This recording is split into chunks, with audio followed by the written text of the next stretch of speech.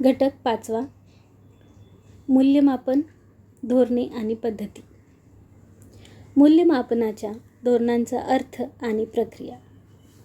मूल्यमापन धोरणे म्हणजे शिक्षकांनी विद्यार्थ्यांचे ज्ञान, कौशल्य, दृष्टिकोन आणि सर्वांगीण विकास तपासण्यासाठी वापरलेल्या विविध पद्धती आहेत. मूल्यमापन प्रश्नांचे प्रकार आणि स्तर. मुक्त अंतमूल्यमापन. अर्थ: विद्यार्थी ठराविक उत्तराशिवाय स्वतःच्या शब्दात उत्तर देतात. वैशिष्ट्य: अनेक बरोबर उत्तरे असू शकतात. सृजनशीलता प्रोत्साहन मिळते. समीक्षात्मक विचार विकसित होतो. उच्चस्तरीय शिक्षण मोजते. उदाहरण: सर्वसमावेशक शिक्षणाचे महत्त्व स्पष्ट करा. बंद अंतमूल्यमापन.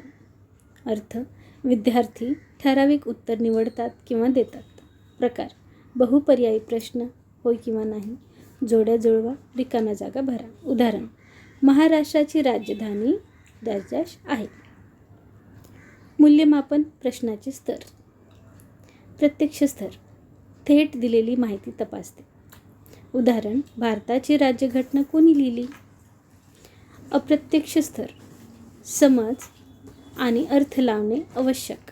उदाहरण: लोकशाही ही सरकारची चांगली पद्धत का मानली जाते? निष्कर्षात्मक स्तर: दिलेल्या माहितीच्या पलीकडे तर्क करणे आवश्यक. उदाहरण: जर शाळांमधून परीक्षा पूर्णपणे काढून टाकल्या तर काय परिणाम होतील याचा अंदाज घ्या. विविध विद्यार्थ्यांचे मूल्यमापन. विविध विद्यार्थ्यांमध्ये दिव्यांग विद्यार्थी, गुणवंत विद्यार्थी, मंद गतीने शिकणारे, आर्थिकदृष्ट्या मागास विद्यार्थी आणि वेगवेगळ्या गरजा असलेले विद्यार्थी येतात. सवलती. विद्यार्थ्यांना काही मूल्यमापनाच्या आवश्यकतेतून माफी दिली जाते. उदाहरण: दुसऱ्या भाषेतून सवलत, विशिष्ट परिस्थितीत प्रात्यक्षिक परीक्षेत सवलत. गंभीर दिव्यांगतेसाठी पर्यायी मूल्यमापन. सवलती: शिकण्याचे उद्दिष्ट न बदलता विशेष सुविधा दिल्या जातात. उदाहरण: अतिरिक्त लेखन वेळ, वाचक, लेखनिक, मोठ्या अक्षरातील प्रश्नपत्रिका, परवानगी असल्यास कॅल्क्युलेटरचा वापर. रूपांतर: शिकण्याचे उद्दिष्ट कायम ठेवून अध्यापन किंवा मूल्यमापन पद्धतीतील बदल. उदाहरण: सोप्या सूचना, ऑडिओ, साहित्य, दृश्य साधने, तोंडी परीक्षा. सोयी: मानके न बदलता विद्यार्थ्यांना शिक्षण दाखवता यावे यासाठी केलेले बदल. उदाहरण: व्हीलचेअर, सुलभ परीक्षा हॉल, वेगळी खोली, सहाय्यक तंत्रज्ञान, ब्रेल प्रश्नपत्रिका, संगणक आधारित परीक्षा. महत्त्व: सर्वसमावेशक शिक्षणाला चालना, समान संधी, अडथळे कमी करणे, निष्पक्ष मूल्यमापन, सर्व विद्यार्थ्यांना मदत. शालेय परीक्षा समीक्षात्मक आढावा. अर्थ: शालेय परीक्षा ही विद्यार्थ्यांची शैक्षणिक प्रगती तपासण्याची औपचारिक पद्धत आहे. सध्याच्या परीक्षा पद्धती: वार्षिक परीक्षा, घटक चाचणी, सत्र परीक्षा, अंतर्गत मूल्यमापन, प्रात्यक्षिक परीक्षा. पारंपरिक परीक्षांमधील गृहीतके. गुण म्हणजे शिक्षण. स्मरणशक्ती ही बुद्धिमत्तेची मुख्य खूण. सर्वांचे मूल्यमापन एकाच प्रकारे व्हावे. एका परीक्षेतून सर्व क्षमता कळू शकते.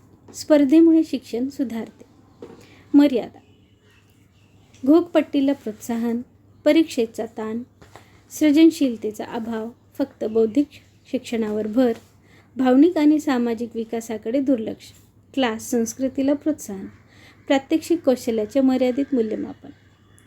सुधारण्यासाठी सूचना: सतत मूल्यमापन, क्षमता आधारित प्रश्न, प्रकल्प आधारित मूल्यमापन, प्रात्यक्षिक शिक्षण, स्वमूल्यमापन आणि सहमूल्यमापन, डिजिटल मूल्यमापन, अभिप्राय आधारित मूल्यमापन.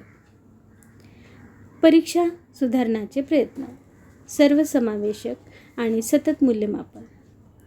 शैक्षणिक वर्षभर विद्यार्थ्यांचे सर्वांगीण विकासाच्या सर्व पैलूसह सतत मूल्यमापन करण्याची पद्धत. उद्दिष्टे: परीक्षेचा ताण कमी करणे, शैक्षणिक आणि सहशैक्षणिक क्षेत्रांचे मूल्यमापन, सतत शिक्षण सुधारणे, सर्वांगीण व्यक्तिमत्व विकास, नियमित अभिप्राय. वैशिष्ट्य: सतत मूल्यमापन, सर्वसमावेशक मूल्यमापन, रचनात्मक आणि संकलनात्मक मूल्यमापन, बालकेंद्रित दृष्टिकोन, निदानात्मक आणि उपचारात्मक अध्यापन. फायदे: परीक्षेची भीती कमी, शिक्षण सुधारते, सहभागाला प्रोत्साहन, जीवन कौशल्य विकसित, सर्वांगीण विकासावर भर. राष्ट्रीय अभ्यासक्रम आराखडा NCF 2005. शिफारसी: घोकपट्टीवरील समजुतीकडे बदल, बालकेंद्रित शिक्षण, कृती आधारित शिक्षण, सतत मूल्यमापन, लवचिक अभ्यासक्रम, समावेशक शिक्षण, क्षमता आधारित मूल्यमापन, परीक्षांचा भार कमी करणे. मूल्यमापन: परीक्षांचा मूल्यमापन तत्त्वे. मूल्यमापनाने शिक्षणाला मदत करावी. अनेक पद्धती वापराव्यात. रचनात्मक अभिप्राय द्यावा. समीक्षात्मक विचार व सर्जनशीलतेला प्रोत्साहन. शिक्षणाचा हक्क कायदा RTE 2009. उद्दिष्टे: 6 ते 14 वयोगटातील मुलांना मोफत आणि सक्तीचे शिक्षण, समान आणि दर्जेदार शिक्षण, सर्वसमावेशक वर्गांना प्रोत्साहन. RTE अंतर्गत परीक्षा सुधारणा, सतत आणि सर्वसमावेशक मूल्यमापन, बालमैत्रीपूर्ण मूल्यमापन, भेदभाव नाही, समान शिक्षण संधी, शिक्षिकेवर नव्हे तर शिक्षणावर भर, सर्वसमावेशक पद्धतींना प्रोत्साहन.